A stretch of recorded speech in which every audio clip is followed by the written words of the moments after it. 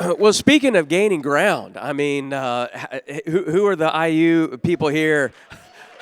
All right, and all the Purdue people. Are you the type of Purdue people who can you at least celebrate that some school from Indiana a little bit?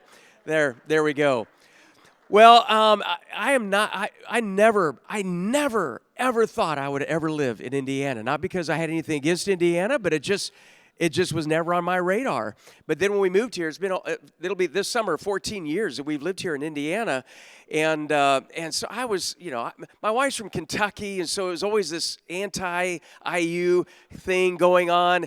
And then of all things, my youngest son went to IU. And the reason he went to IU is because his girlfriend was going to IU, so that caused him to want to go to IU. And so I still was not an IU quote-unquote fan, nor Purdue. It just wasn't, anything there. All the way up to what happened last year with IU football. I'm a sports fan. I was going to say addict, but that may not be the right word to use in church. I don't know. But I thought,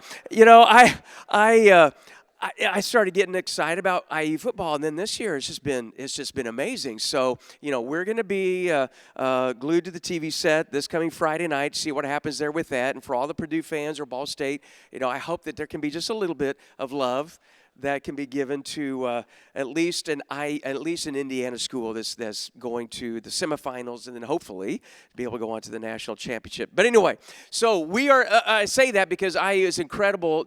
Even if you're not an IU fan, it is incredible of gaining ground.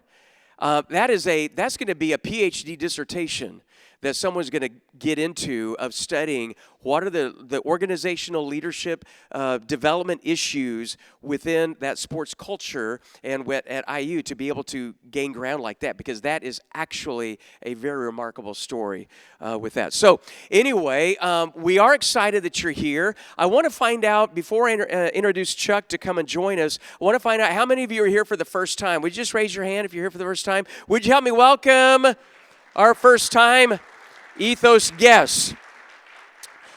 For those of you who are new with us, welcome. The reason why we have this luncheon every month is because we are all about fueling transformation and fostering impact. We are about wanting to serve in this community for people in the business community, the medical community, education, and just nonprofit world as well, and how we can connect with one another, because we all need that type of encouragement, whether we come all the way from Avon or we are just up here in the Castleton area or Fishers or Noblesville. We need encouragement. We need people that we can come to where we can be a learning community, where there can be transformation personally as well as professionally. We want to be better people. We want to be better leaders. And whether you are leading a team of people and you have like 10 direct reports, or whether you are someone that's in middle management or reporting to others and you're lower in the organization, we all have room to grow. And we want to have a culture where we are open to learn and open to grow. So our guest today is someone who has experienced for a long career of growth and development to literally be moved to the point at being at the top of that field in this news role that he's had.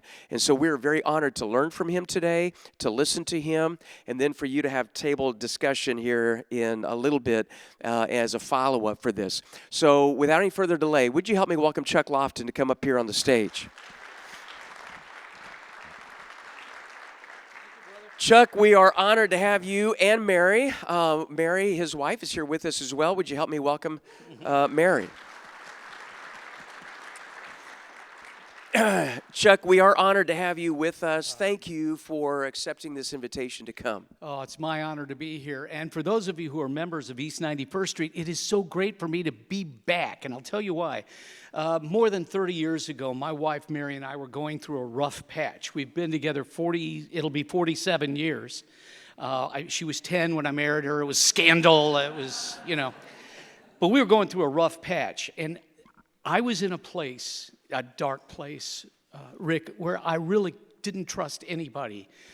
But there was one guy that I knew that I thought, we've got to get help, and I'm going to call him. It was Russ Blowers. And I called Russ, because I knew Russ, and he said, get her and get on over here. And we spent the whole afternoon with him. And for me, it was kind of a revolutionary way of thinking. And so it's good to be back to East 91st Street. I thank you all for the ministry through Russ and through Dave and through Rick. It's great what you're doing in this part of the community. Well, and there are two things related to that. One is that Russ, of course, for those who may not know the history here, East 91st with Russ Blowers have been here for 46 years as the lead pastor. And so just someone who has invested so much in the legacy of faith and ministry here. Mm-hmm. The second thing, though, and I want us to come back to this a little bit because it ties in with part of our time of sharing together, is that you were willing to reach out. Yes. There are so many people, especially in the professional world, from my perspective, who are going through struggles, challenges, whether professionally or personally, but are not willing to reach out or don't know how to do that. And that can cause everything to collapse really fast. So just real quick on that note, as we're jumping in, what was it how did you cross that barrier? How did you get over that hurdle to say, okay, I'm going to put my pride aside and my professional career to say, put it on hold, put a pin in it, and I want to reach out to get help? I was in church leadership. I had 3 boys. Any of you with 3 boys? That's wild. And my wife. And it was not going well. Things were falling apart like a $2 shirt. And so I just knew you've got to step out. You've got all of these brothers in Christ who will help you. You know they will. And so I think the Holy Spirit just convinced me, call Russ. And so I was so thankful that we did. Wow. Well, I'm so grateful that you did as well. So for those who may not be familiar with you, we do have information sheets on the table of Chuck's career. Written by my mother, apparently. That's really nice stuff there. So you can look through that. But Chuck, tell us a little bit about your life, your career, just to get us started. Grew up in the Chicago area and went to school at Southern Illinois University. The reason I went there was because they had the best radio TV program in the nation. While there, my freshman year, I lived at the Baptist Student Center. It was owned by the Southern Baptist Convention. It was a dorm right in the heart of campus at a secular university that my freshman year, Playboy had voted the #1 party school in America. Great place to send a new Christian, right? But 150 men, 150 women. We had ministry teams every weekend. It was cafeteria. It was a wonderful dorm. And that plus the communications department. Mary and I met there. We moved to Evansville, Indiana. And as brand new newlyweds, she was in radio, I was in TV. We attended a church called Bethel Temple. And they had an exceptional ministry to young married couples. And so we have friends for life from that church, but that's how we got plugged in. We were there for 6.5 years, and then in 1985, got a call from WTHR-TV, the third place station and sinking, saying, we want to start a morning show and we want you to do it. And I thought, well, let's think about it. Yeah, Lord, is this in your will? Yeah. Will I get money? Yes. I need some. We're broke. And so we came up here, and then for 46 years had the pleasure of serving this city. Wow, 46 years. I think that's worth 46 in Indiana, 40 at WTHR. 40 at WTHR. Yeah. So congratulations on that. Thank you. How has it been going with the transition now as you've been transitioning out of that role? It's a good question. I would say 2 words define our first 3 months of retirement. You ready? Dumpster fire. I knew my last 2 weeks at Channel 13 something was really wrong with me. Outside of the normal, something's wrong with me. I was feeling horrible. I had an event, a major event every day, which was wonderful. The station was so good. It was an outpouring of love that I'll never forget. But inside, I was feeling really bad. Retired on June 6th. June 7th, we had a party at Covenant Christian High School for all of our friends. People drove in from around the Midwest. But I was really feeling bad, really bad. And On the way home from my first retirement breakfast with 3 buddies, I felt like I'm going into cardiac arrest. So long story short, 15 hours in the emergency room, cardiac care ambulance up here to the north side, and then my 3rd heart procedure in 3 years. So 3 heart procedures in 3 years, including triple bypass and pacemaker. And then this last one, it was time to go. Immediately after that, as part of the dumpster fire, 3 very dear relatives died within a month. And I had the honor and privilege of speaking at all of those funerals, but I felt like I'd come in last place in a hatchet fight. It was pretty rough. But since then, things have gone well, and I've had the opportunity to speak at conferences and churches, to share one-on-one with my ex-coworkers, with lunches and breakfasts, and get to hear them and their hearts. And, Nicky Gumbel, the man who started Alpha, he's a Anglican priest in England. He says that life is battle and blessing, battle and blessing, battle and blessing. But it's during the battle we realize just how wonderful the Lord has been, and it's during the blessing that we get that relief from coming out of the battle. So I would say, in that scale of battle and blessing, I'm in a wonderful time of blessing now. Mary and I are doing well, and it's good. That's great. We're so glad that you've stayed the course, and that with your health that you're in a much better place Thank you. now. I wasn't aware of all of that was going on with you as you One were big nearing party, the end. Rick. So, Chuck, talk with us a little bit about the staying power day after day after day, because your morning show, what First did that look meeting like? was at 2:30 every morning. Wow. So you did that day after day, year after year. Yeah. How did you stay focused and strong to persevere? Because wherever, and we want to make this very applicable to wherever we may be in our work environment, where we all have times is that, boy, I don't know if I can keep doing this. How did you keep doing it? Let's go 2 ways to answer that question: physical and spiritual. Physical was always tough for me to keep up with this. I mean, that you're getting up in the middle of the night. Usually in my car, that's when I would do my devotion time. It's me, God, and the alcoholic who's driving his car right in front of me on 10th Street. I mean, that happened a lot. But so the physical, you stay in the Word as much as you can. You have a prayer life. You have Christians in your life. And this was very key to me. Howard Hendricks, who many of you know, one of the fathers of the men's movement in the evangelical Christian world, said that every man, but this goes for you ladies as well. We have a lot of ladies here today. You need 3 people in your life, okay? You need a Paul, someone who's older than you and can teach you from the laboratory of life, not someone who is, perfect. That guy doesn't exist, but that person, that Paul has learned. Then you need a Barnabas, someone who loves you but is not impressed by you, someone that says, hey, Rick, man, you're ignoring your wife. I'm just telling you that, and I love you, but I'm not really impressed by you, but I love you. You need that Barnabas in your life.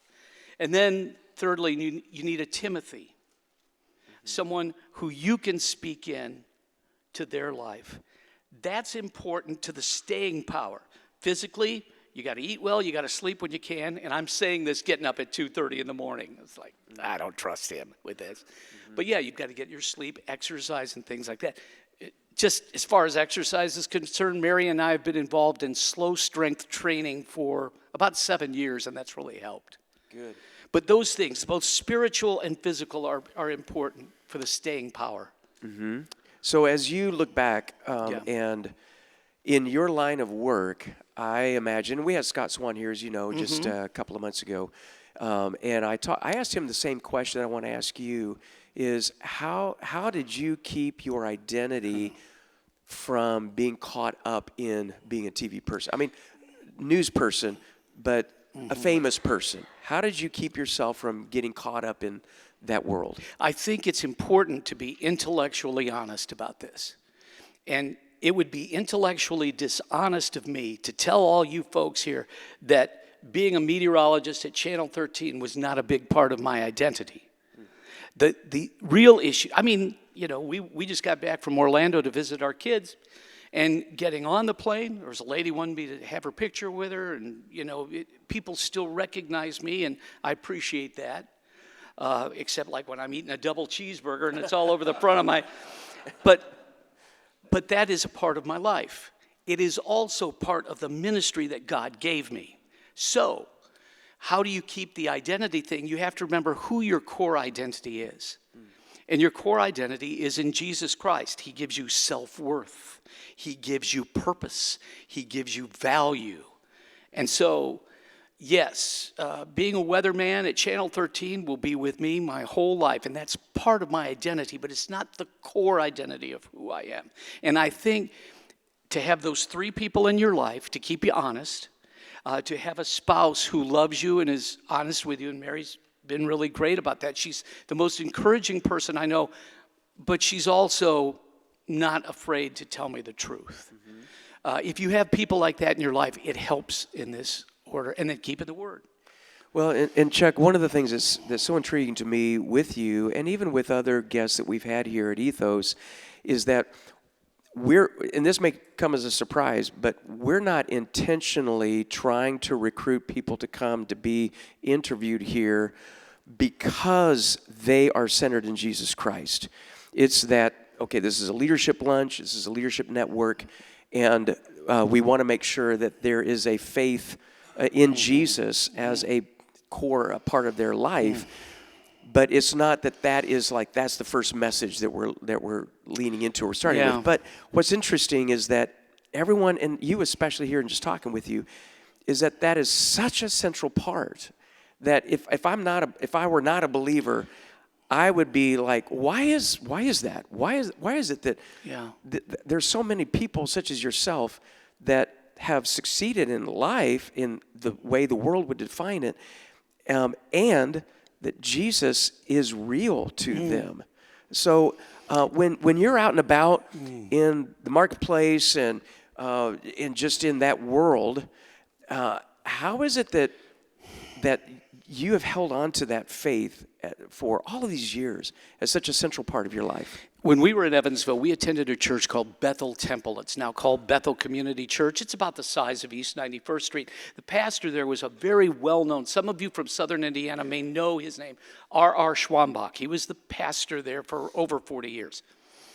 One day, Mary and I were having lunch with he and his wife, and he looked at me and he said, "Chuck, you are a paid chaplain at the station I was at." He said, "Yes, you do your job the best you can. You be the best in your job in that whole place. But these folks who may or may not be believers are paying you to share the love of Jesus with all of your coworkers." And that hit me like a load of bricks, and it completely changed my mind.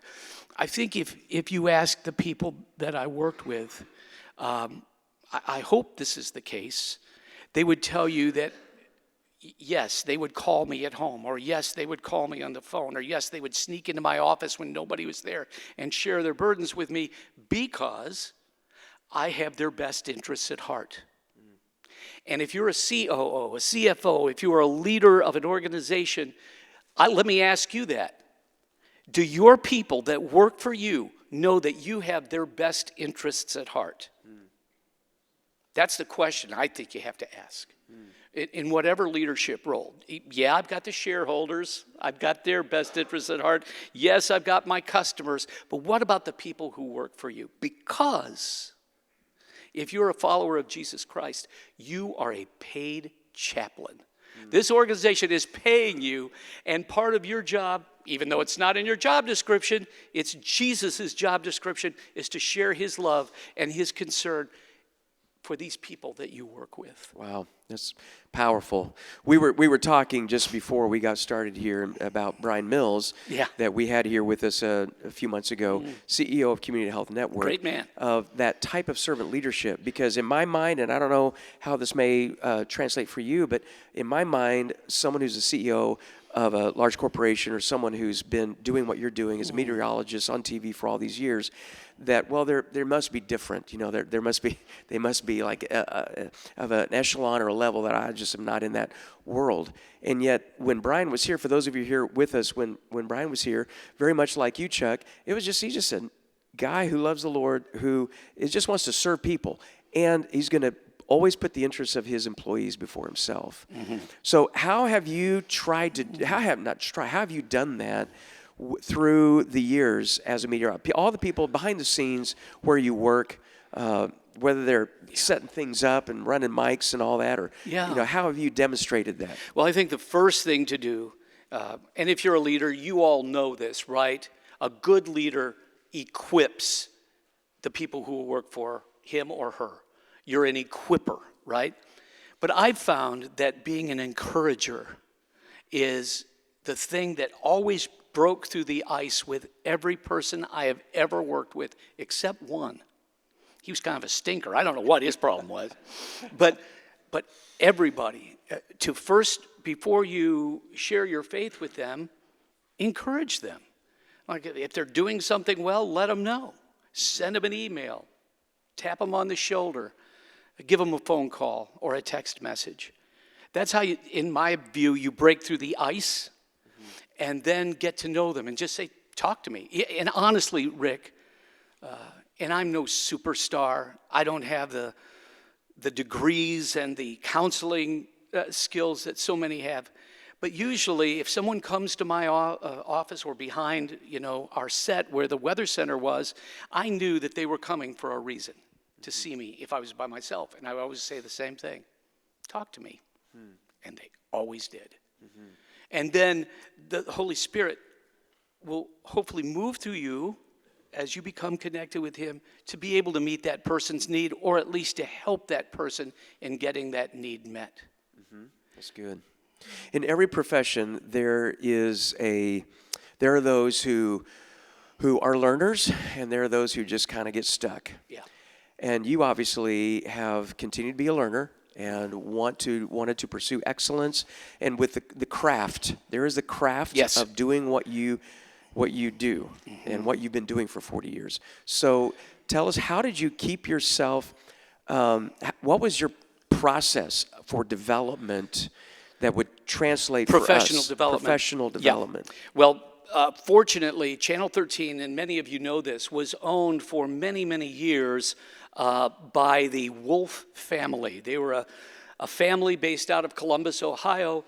We had great ownership. They loved what they did. They were journalists with a capital J. They invested a lot of money into Channel 13. The station was sold to a company called Tegda right before COVID. I mean, right before. But they were always big in professional development. So every year I attend professional development conferences. But I'll tell you another way I develop professionally. I have for years been the oldest person at that place. And one of the ways that I made contact with the younger people on my staff is I'd say, teach me. Like if there was a new way to forecast, if there were graphics that needed to be made, I'd say, Lindsay or Matt or Sean or Angela, teach me. How do you do this? Show me how. And that makes them part of the process, and they are feeding into me, and I'm feeding into them, and it creates this lovely koinonia, in a way, that you have. Certainly, synergistically, it's a great way to lead, I think. And what advice would you give us of whatever profession or nonprofit or medical community or education that represented here? What advice would you give us of as an older leader of saying to other leaders, here are 2 or 3 things that you really need to get a hold of in order for you to keep moving forward in your career?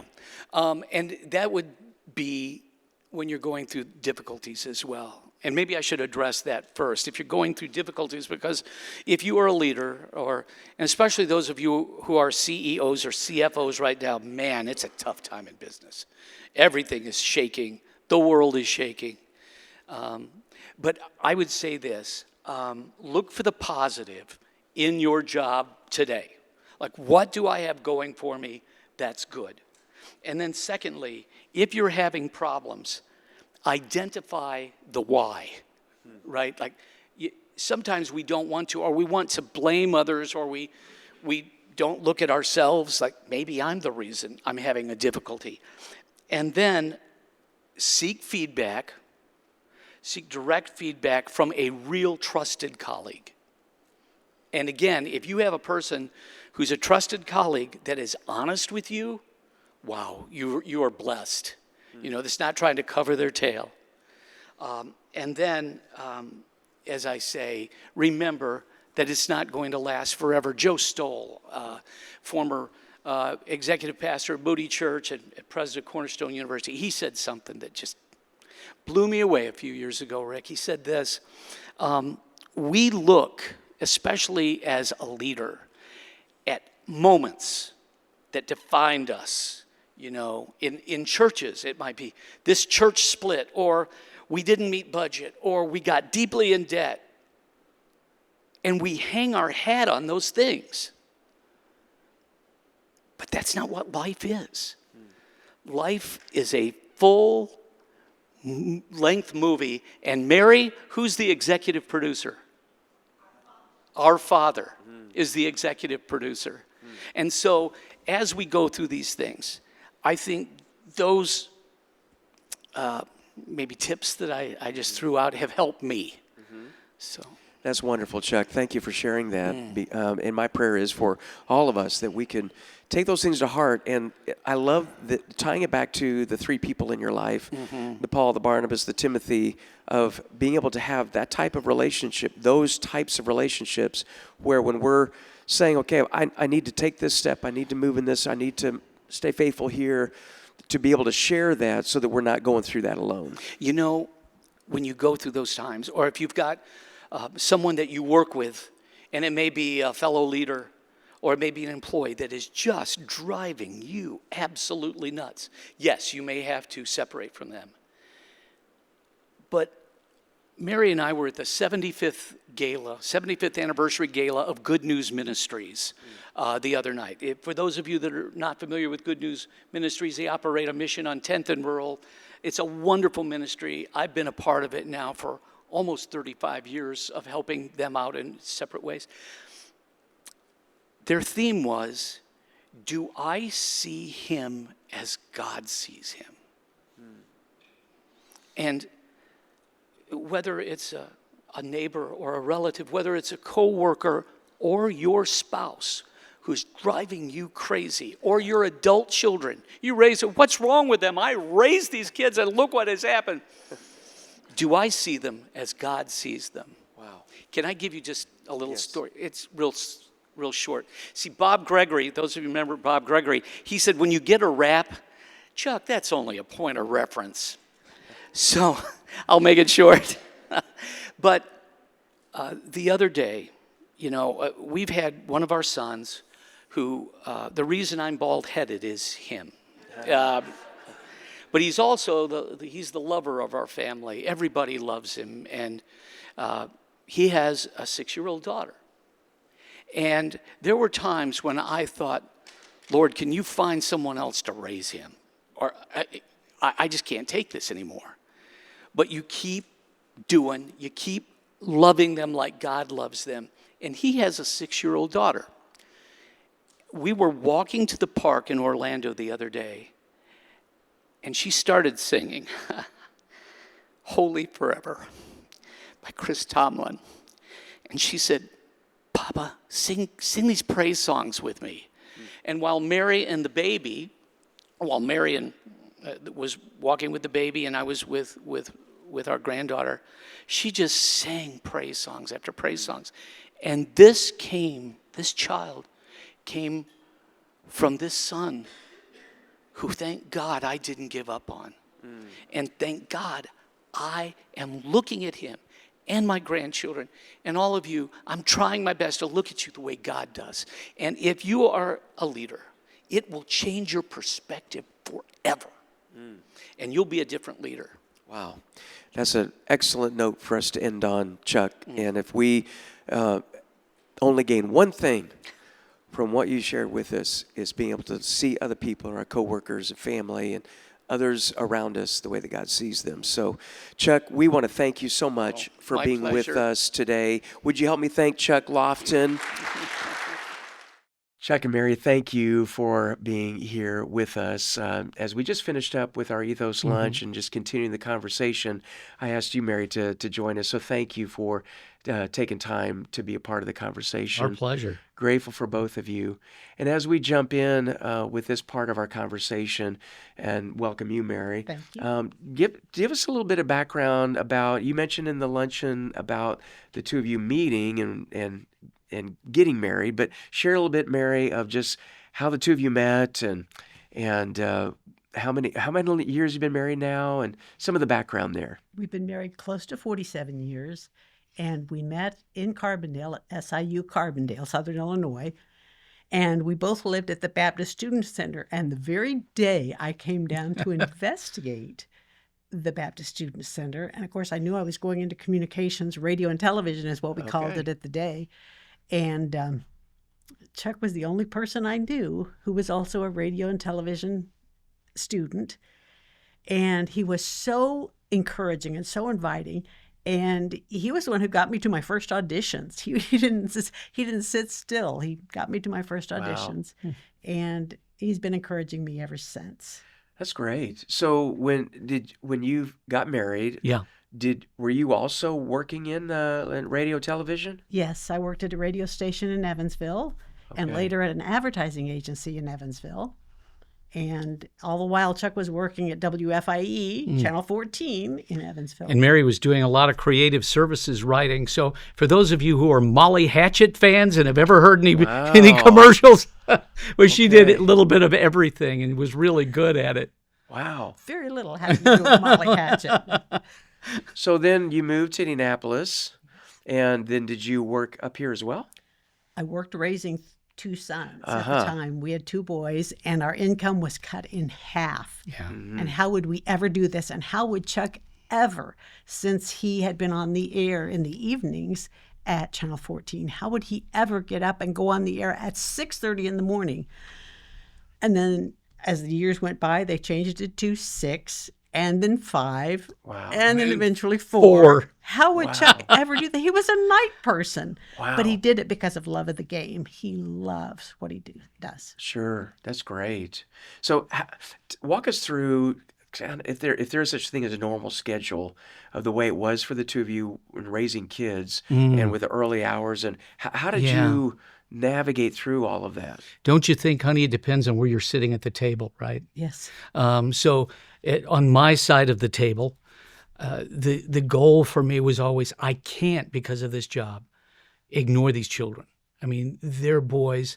My dad sometimes worked 2 jobs, and a lot of times I didn't get to see him. So the beauty of the job was, in the afternoons and evenings, I could see our children, and coached at Kingsway Christian School at the time, was assistant golf coach and assistant baseball coach. Mary, for 8 years at Covenant Christian High, was the debate and speech coach, and 8 years at Ben Davis High School. So it provided the time. What it did not provide for was any time for sleep.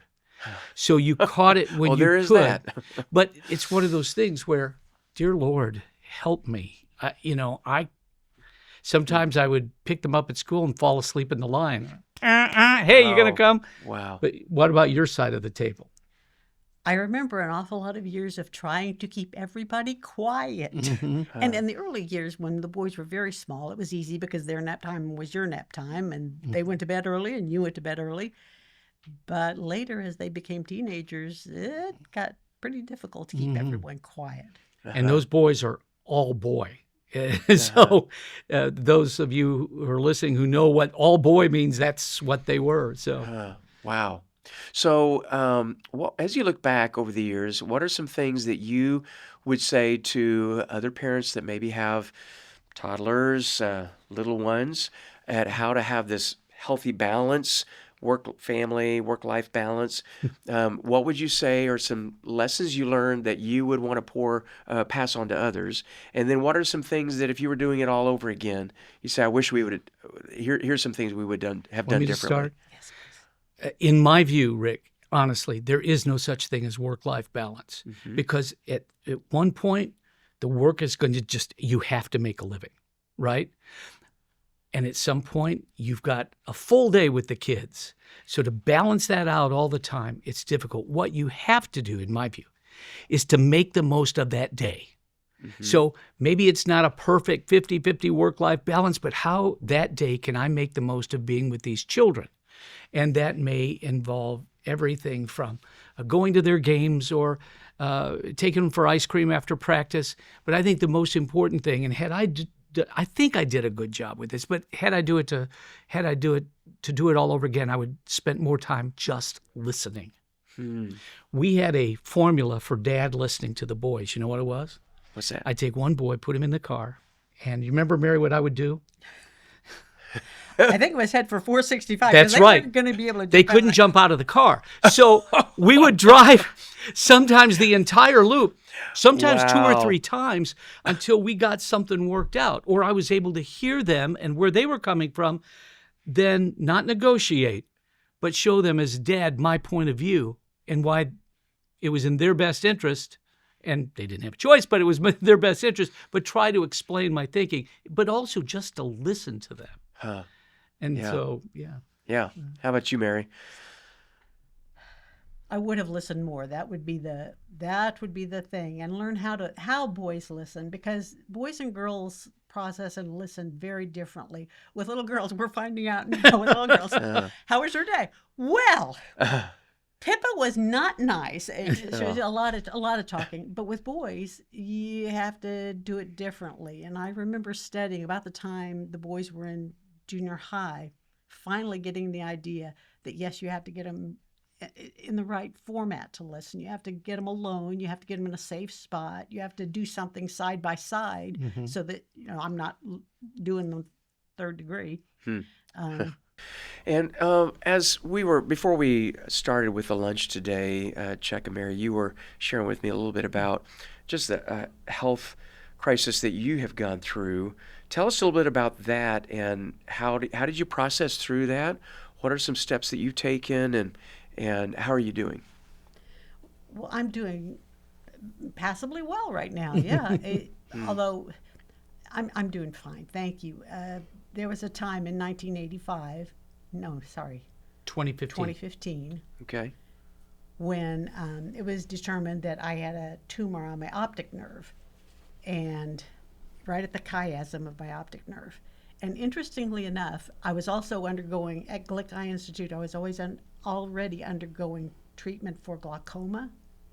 And so when it was determined that I had the tumor on my optic nerve, a surgeon very skillfully went up through nasal passages, and so I did not have to have skull problems. But and so that tumor was removed, but After 2 takes. But my eyes still were not doing well, and it was because of the glaucoma. They kind of side by side robbed a little bit of my vision. At the time of that surgery, no one was more supportive than Chuck. I thought when he was talking about the boys, whenever there was a crisis, he was there 100%. He was present. He was there. He showed up. And during that time when I had the surgery, some of the people who ministered to me the most were those people that Chuck had fed into their lives at Channel 13. And they loved him so much that they came and they ministered to me. Mimi Pierce, Julia Moffett, Anne-Marie Tiernan, they were there. And then I had my friends and church friends closer to home. So we made it through that time. We were also blessed because our general manager at the time, wonderful man named Larry D'Elia, he went from Fox 59 to Channel 13. His first wife passed away. His late wife passed away from a brain tumor. And so he was right there with me. It's like, Chuck, this is dangerous stuff, but here are the questions you need to ask. And so when the first surgery was difficult, didn't work, second surgery worked, He was so loving and helpful, and anything you need, we're here for. A few months later, there was a complication in her nose area. We had to go back into the skull again. But the love of our friends, family, our fellow believers was wonderful, and she's been able to help so many people because of this. And the good news was it was never malignant. That was not the problem. It was just the placement of it was difficult. So I managed fairly well. I remember doctors telling me, how we have to keep the pressure down and vision will be lost. And I thought, well, okay, yeah, I'm doing fine. Now I'm not doing fine. I'm seeing the results of having that optic nerve damage. And right here as we're retiring, but once again, Chuck is 100% present, and he's there to pick up where my shortfalls are. And he has been so patient and so loving. And because of the vision loss, there's a lot of confusion, a lot of inability to... She calls me Greg and Mary for some reason. The woman can't see me. But no, I'm Chuck. But he is there 100%, and he keeps reminding me to trust. Wow. Trust the Father. Trust our Lord. So, well, related to that, how is it that the two of you have just processed through, worked through, and those times when I can't... I can only imagine the challenge of going through something like that, and even emotionally of the being down in that valley. I think a phrase you used before our lunch, Chuck, was something of walking. A valley walk. The valley walk, a valley walk. When you have been in that valley, how have the two of you encouraged one another? How have you stayed focused and to rise above that when it's just so difficult? How have you done that? Mind if I start on this one? Yeah. Okay, so I'll just be real with you here, Rick. My mother had diabetes and heart disease. She died at 69. My brother had diabetes and heart disease, carotid artery issues. He died at 60. I have diabetes, heart disease, the same thing as Mom and my brother. I am 68. I'll be 69 here in a few weeks.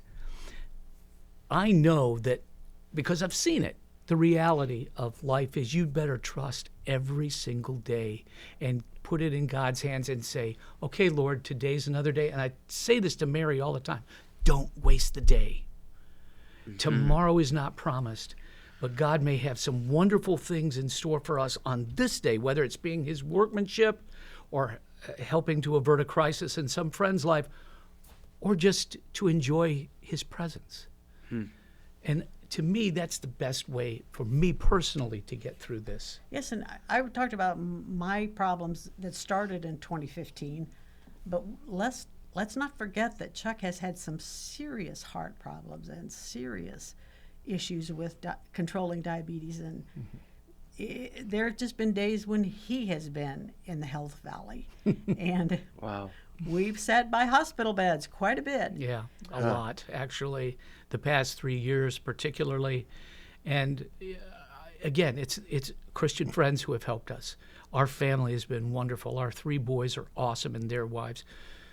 But then just the love of the Father. There are some times, Rick, you can't do anything. You really can't. But you can just trust. All right, Lord, I'm yours. Take me. And just a few days after I retired, I had a serious health crisis. And I knew it was coming.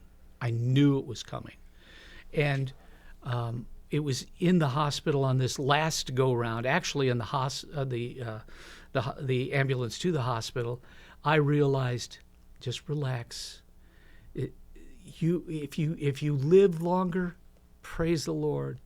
If you go, and I remember thinking this in the ambulance, my last breath here will be my first breath in heaven with Jesus. And that just takes so much pressure off.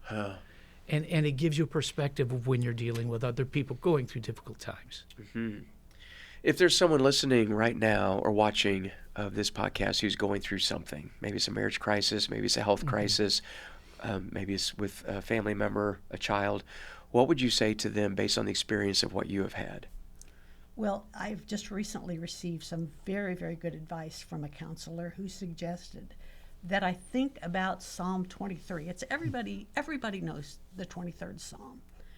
And so just think of it, but instead of, yea, though I walk through the valley of the shadow of death, he reminded me that I can say, even though I walk through the valley of the shadow of negativity, I will fear no evil, for thou art with me. Thy rod and thy staff, they comfort me, and they turn negatives into positives. If we continually, I had been stuck in the valley looking at the negative, this is not going to work, this is going to be too hard, he could get sick, he could die, looking at the negatives. But when I walk through that valley, he's there to comfort me and turn any negatives into positives. And I have to look to the positive. Mm-hmm. Sure. Billy Graham said, you focus on the healing, not on the disease. And Psalm 23, Psalm 26. The first line of that David said, we don't know what he was going through, Rick, but he said, my God, why hast thou forsaken me? Jesus said that on the cross, but those people who were underneath the cross, many of them loyal, devout Jews, they knew how that psalm ends. And my God, why hast thou forsaken me? But then David, he goes, but wait, you haven't. You know, you've saved me in the past. I need your healing. I trust you're going to heal me. And at the end, he's praising the Lord. We believe that maybe Psalm 26 was one of the last Psalms that he wrote. If he did or not sure how that order is, but we know that he was praising the Lord at the end of that Psalm, despite this valley walk at the beginning of that Psalm. Yeah. So powerful. hang in there. You know, one of the things that you mentioned also when you were in the ambulance, and you were praying and said, "Okay, if my last breath here, if this is my last breath here, it'll be my first breath in heaven, and regardless of the outcome, there's still a trust and a reliance upon God." It makes me think of Shadrach, Meshach, and Abednego. Oh man! When they're thrown into getting ready to be thrown into the fiery furnace, that we trust that God will deliver us, but even if he doesn't, yet will I praise him. And I see that with both of you, that spirit. Mary we used to have it above our sink, that line from that passage of Scripture.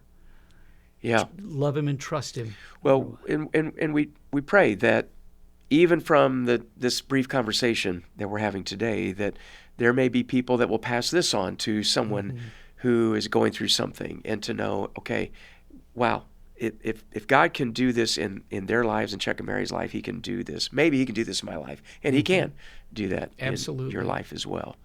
And all this stuff was happening in our personal lives at the time when Chuck was serving Central Indiana and doing it so successfully and getting so many wonderful experiences, going to all these different locations, Kentucky and Pennsylvania and Florida for Chuck's Big Adventure.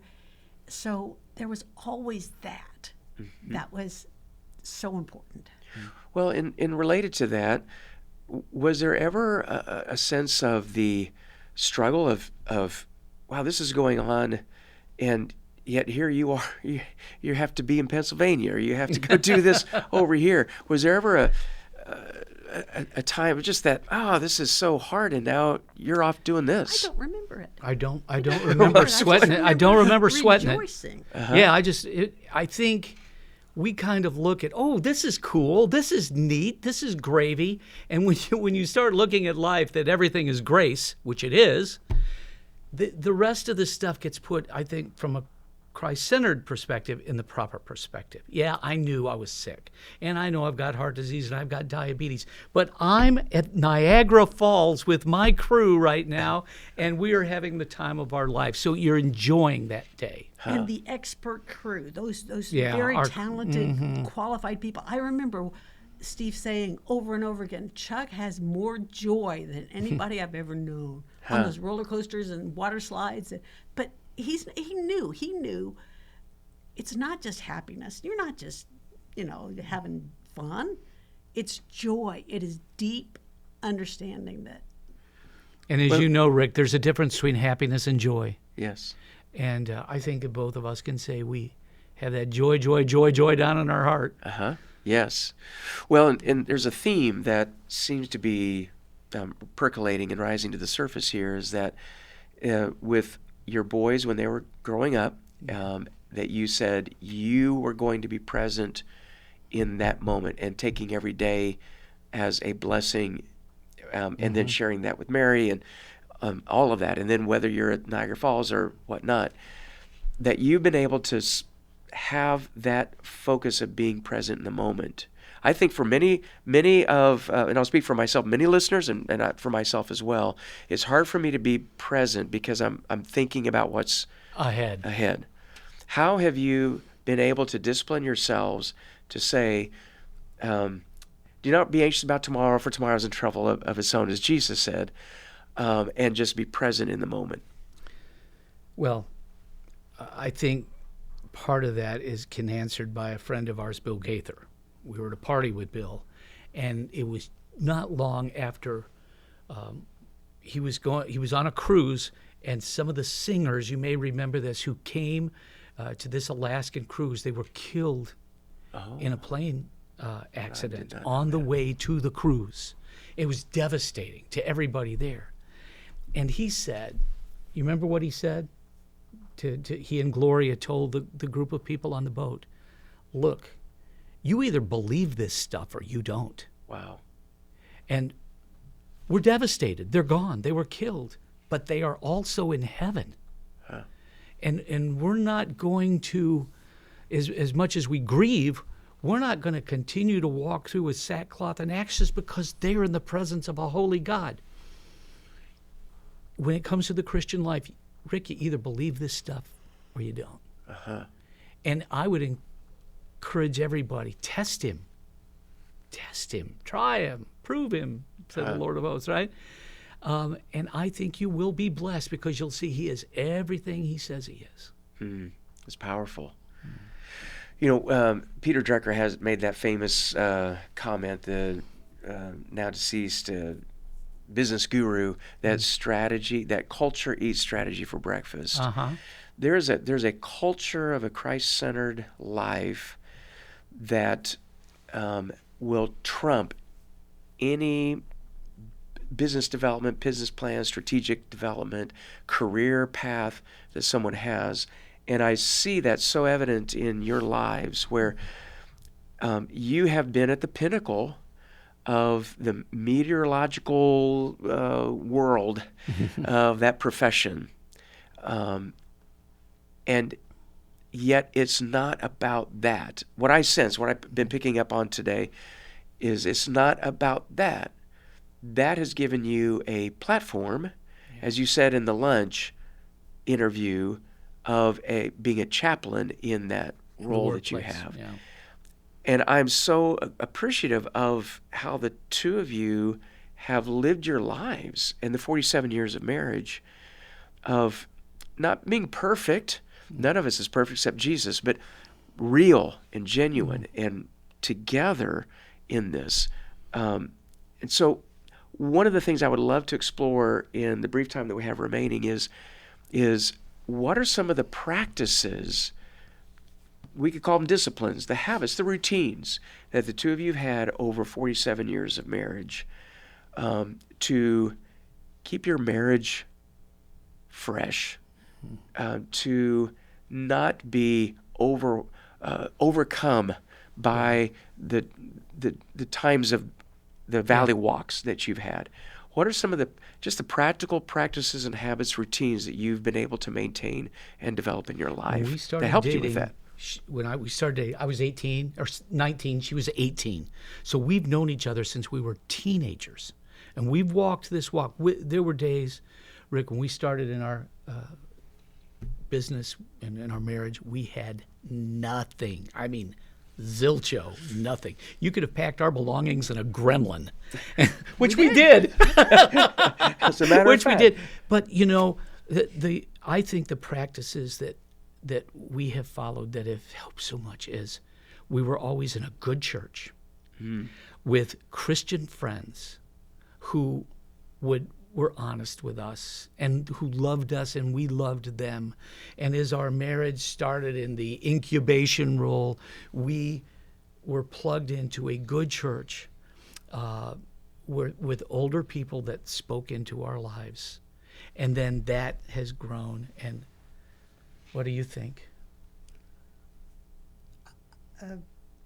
Sticking together. Yeah. And our sense of humor, right? Yeah. Okay. I can't underestimate what the sense of humor. Just Chuck is one of the funniest human beings I've ever known in my life. And he does help me to see things that can be laughed at, that really are not that serious. And so keeping our sense of humor.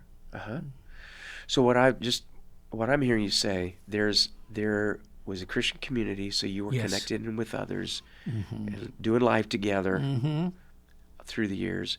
Yeah. You had this perseverance. Secondly, this perseverance of sticking with Yes. each other. Divorce is not an option. Yeah. Murder, yes. Divorce, not an option. And even when, and there were times, Rick, I mean, I shared in the podcast about when we went to visit Russ Blowers, former pastor here.